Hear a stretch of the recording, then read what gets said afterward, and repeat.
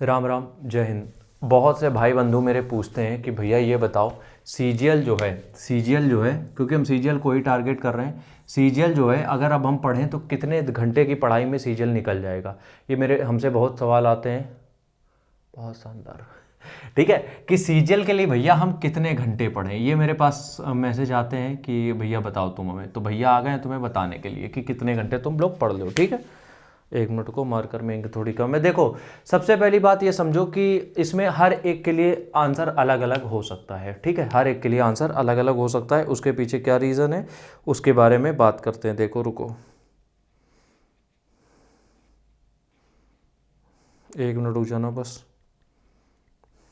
हाँ, अब क्या है कि इसके पीछे जो आंसर हैं वो अलग अलग होते हैं।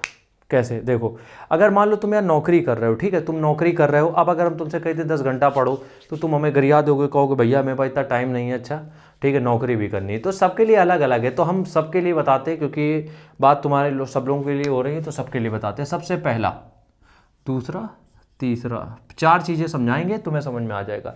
सबसे पहला काम, अगर तुम्हारी एज अभी 18 से 22 है या फिर किसी भी एज में हो और तुम्हारे पास फैमिली का सपोर्ट है।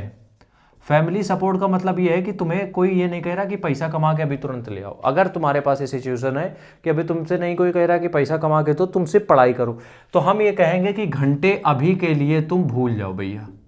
घंटे अभी के लिए भूल जाओ। अभी के लिए तुम्हारा टारगेट बस ये होना चाहिए कि अगले 60 दिन में या फिर अगले 90 दिन में तुम पूरा सिलेबस निपटा दो। अगले 90 दिन में तुम पूरा सिलेबस निपटा दो। अब इसके लिए तुम्हें अगर एक दिन में 8 घंटे पढ़ना पड़ रहा है, 10 घंटे पढ़ना पड़ रहा है, क्योंकि बात सिर्फ 6 महीने की है। 6 महीने तुम्हारे अगले 60 साल डिसाइड कर देंगे। ठीक है, 40 साल डिसाइड कर देंगे। इसलिए अभी के लिए तुम काम क्या करो कि 90 दिन या 120 दिन तुम कोशिश ये करो कि तुम सिलेबस को खत्म करने के लिए लगाओ, कि अगले 90-100 दिन हम सिर्फ सिलेबस को खत्म करेंगे। क्योंकि क्या है कि अभी तुम्हारे पास इतना जो टाइम है उसको तुम अगर किसी भी लफंडरबाजी में वेस्ट करके और तुम पढ़ाई के लिए पर्टिकुलर अलग से टाइम निकालने की कोशिश कर रहे हो, एग्जाम ना निकलेगा, बैंड बजाते रह जाओगे। ध्यान रखना, सीजीएल इतना भी आसान नहीं कि हमने कह दिया तो इसे हो जाएगा। ठीक है, तो क्या करना है, 90 दिन या 120 दिन के लिए तुम्हें क्या करना है कि तुम्हें सिर्फ करना है कितना, कि सिलेबस को खत्म करना है। टाइमिंग तुम तो भूल जाओ, सबसे पहली बात। ठीक है, दूसरी चीज ये है कि अगर तुम्हें टाइम मैनेज करना भी है, मान लो तुम कुछ काम करते हो, जो कुछ भी चीजें करते हो, तुम्हें टाइम मैनेज करना भी है, तो हम ये कहेंगे तुम अपना ये देखो मैक्सिमम टाइम कहां से निकाल सकते हो और क्या क्या चीजें कैसे मैनेज कर सकते हो। सबसे पहला, जो सुबह तुम उठते हो वो तुम्हारा सबसे बेहतरीन टाइम हो सकता है, क्योंकि ड्यूटी भी करते होगे तो 9-10 बजे के बाद ही जाते होगे, 9-10 बजे के बाद ही होगा। तो सुबह का तुम्हें कितना भी तुम थके होगे, 2 से ढाई घंटा तुम्हें फ्रेश मिल जाता है बिल्कुल। और ये बता दें तुम्हें, 150 मिनट तुम्हारी लाइफ चेंज कर सकते हैं। कैसे? इन 150 मिनट में हम तुमसे ये कह रहे हैं कि इसमें जो है हम बिल्कुल ब्रेक डाउन करके बता रहे हैं, बिल्कुल जीरो से। इसमें 20 मिनट निकाल दो तुम किसके लिए, करंट अफेयर्स के लिए, डेली के।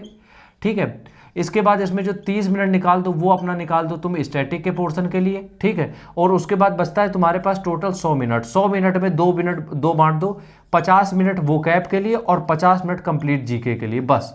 इसके अलावा कुछ मत करो। सुबह के टाइम पे क्या किया तुमने, 150 मिनट है सुबह के लिए। ठीक है, अब उसमें क्या किया तुमने, 150 मिनट में 20 मिनट अपना current affairs, 30 minute static GK, क्योंकि जीके बहुत ही ऐसा है घटिया सब्जेक्ट है जो कि रटना पड़ता है। और उसके बाद कंप्लीट जीके और 50 मिनट वो कैप के लिए। तो ये वो सेक्शन कवर हो गया जो तुम्हारा सबसे दिमाग खर्चा करता है। ठीक है, अब जब तुम शाम को आते हो, अगर थके भी होते हो, ठीक है, तो थोड़ा बहुत फ्रेशन अप, कॉफी वॉफी चाय वाय पीने के बाद तुम मैथ के कैलकुलेशन अगर सॉल्व करते हो तो दिमाग इंटरेस्टिंग बनता है। लेकिन जब तुम थके होते हो, कुछ चीज़ें याद करनी होती है, वो दिमाग में नहीं घुसती है। ठीक है, तो 2 चीज़ें तो ये हो गई।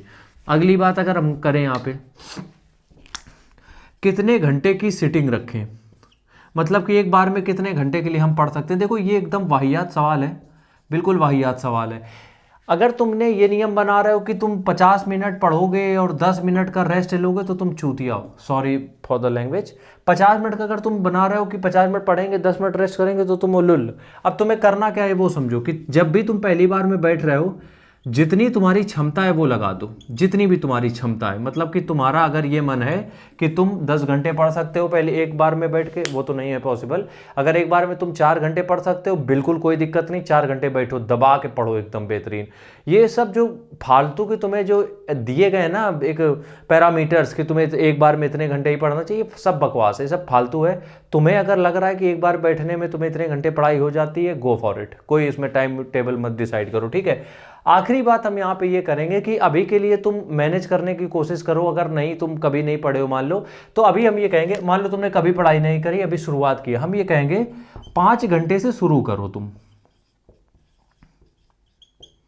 5 घंटे से शुरू करो। अब 5 घंटे से शुरू करोगे तो उससे क्या होगा, 5 घंटे से जब तुम पढ़ाई शुरू करोगे, तुम्हारी जो एक हैबिट बिल्ड होगी, अब धीरे धीरे जब तुम्हें मजा आने लगेगा, क्योंकि जब पढ़ाई करते हो मजा उसके बाद ही आता है, थोड़ी थोड़ी जब मजा आने लगेगा, धीरे धीरे टाइम बढ़ता रहेगा, फिर तुम एक ऐसे पॉइंट पे पहुंच जाओगे जहां पे तुम्हें लगेगा कि हाँ यार अब 7 घंटे किया जा सकता है, और जब ये एग्जाम का टाइम आता है वहां पे तुम 10 घंटे तक भी खींच सकते हो, ठीक है। लेकिन स्टार्टिंग अगर कभी नहीं पढ़ा है, 5 घंटे इज मोर देन सफिशियंट है। राम राम।